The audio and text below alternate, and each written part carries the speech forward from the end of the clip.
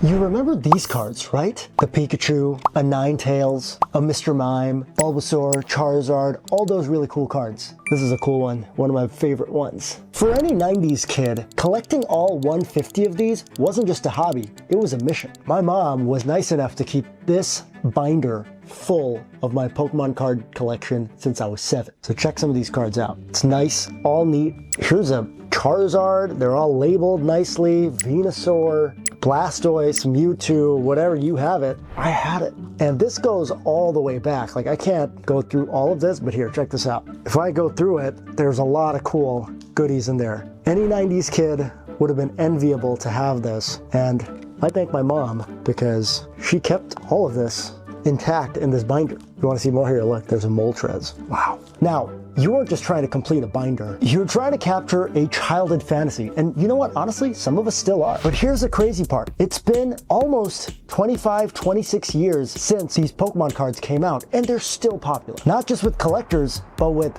children, their parents, celebrities, streamers, and an entire new generation of fans. But why? Why are Pokemon cards still everywhere? Let's break it down. Number one, nostalgia hits really hard. Pokemon cards are still big because of nostalgia. There are cards and packets, old booster packs that are still unopened that go for over $300. Opening one of those up feels like going back into a time machine. The thrill of opening it up, peeling out a holo like a Charizard like this still exists in those base booster packs if you buy them. You're not just chasing a holo, you're chasing a memory, you're chasing a feeling, and that nostalgia is palpable when you open up Pokemon cards. The day I got those booster packs, I would quickly rip them up and open up and see what I got. It was so much of a thrill. I remember my aunt bought me 9 booster packs once, and I opened all of them up on the same day and spent the whole hour making sure that those cards were there and they were well taken care of.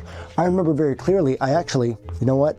Got this Blastoise in that deck, right? You know what? I'm not gonna take it out, but it's right here. See that bad boy? I got that one. The best part about these cards is that those cards are still holographic and they still shine and they still look awesome. Like look, with the right glare, they were just made a little bit different, which still makes these cards super popular. Number two, Pokemon cards that were built in 1999, especially those old ones, were really, really well made. Why? As I told you before, these cards still retain their holographic form and they still look really good. And that nostalgia carries over because as a kid, you still enjoy looking at those different colors, vibrant colors. You enjoy looking at them, putting it up in a collection. So those early Pokemon cards were actually made by a company called Wizards of the Coast. Those guys also make Magic the Gathering, but sometime after 2004, 2005, they stopped making those cards. And they made those cards really strong, really sturdy, and they used to make them in a way where they still retain their value after many years.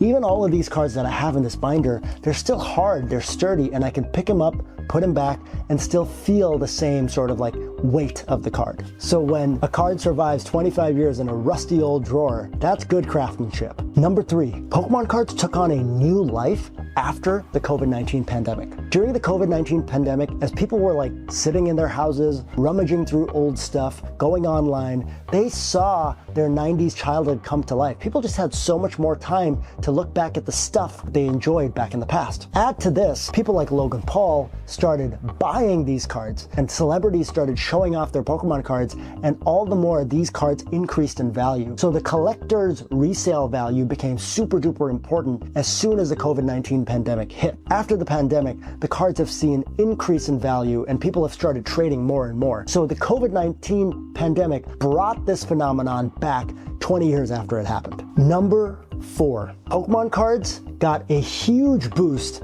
from celebrity endorsements. Logan Paul bought a Pokemon card for $5.3 million. That was a Pikachu Illustrator card, one of the rarest in the world, if not the rarest card. And then he put it into a chain and rocked it at WrestleMania. So the interest, especially in the celebrity subculture, was extremely big for Pokemon cards at that time. And not only that, you had celebrities like Bad Bunny who would regularly wear Pokemon card hats to all of his music videos and random shows. And that also sort of brought on this trend of people being nerdy and famous, and Pokemon cards found a renewed interest into the cultural zeitgeist. Not only that, I'm not a Pokemon card influencer by any means, but there are several channels all throughout YouTube that are dedicated just to this community and this fan base, and all they do is buy Pokemon booster packs, open it up, and fans are glued in into what pulls people can get. Pokemon has managed to stay relevant for 25 years. They haven't been doing that just because of guys like me.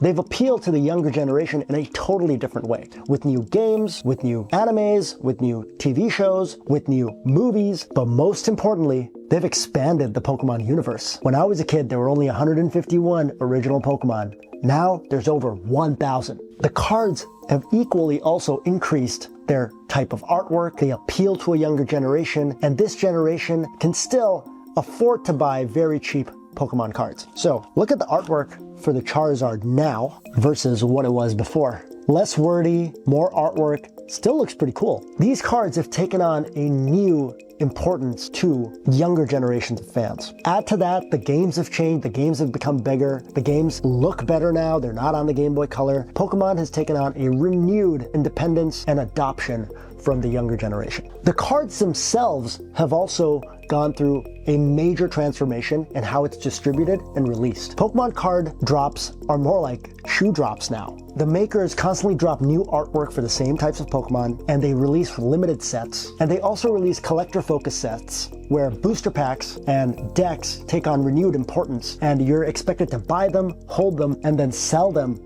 at a later date, a couple years or 2-3 years into the future, depending on the drop that you get. Very intelligent, very relevant, keeps the buying energy very strong. Pokemon cards are still very relevant because dads and moms have passed on the love of Pokemon cards down to their children. Now you have two generations chasing cards. People who grew up with the original 150 and their kids are now chasing over 1,000 Pokemon. Pokemon managed to create a perpetual hype machine by appealing to both the parents and the kids. So Pokemon becomes something that children and their parents can bond over, and the collectible aspect of it just adds fuel to that fire and that relationship. So in conclusion, why are Pokemon cards still relevant and so popular today? It's a mix of many things. Number one, nostalgia with a lot of emotional weight. Number two, old cards hold up with gorgeous physical design that's still strong and sturdy craftsmanship today. Number three, there's a massive collectors community supercharged with influencers who grew up loving Pokemon cards and they shared it with the world. Add to that the COVID-19 pandemic boom, and Pokemon cards are still very relevant. Number four, the franchise has never stopped evolving, especially when it comes to creating trading cards. You have rainbow rares, gold trim secret rares. The artwork is just beautiful to look at. Isn't that amazing? Not to say that this wasn't awesome,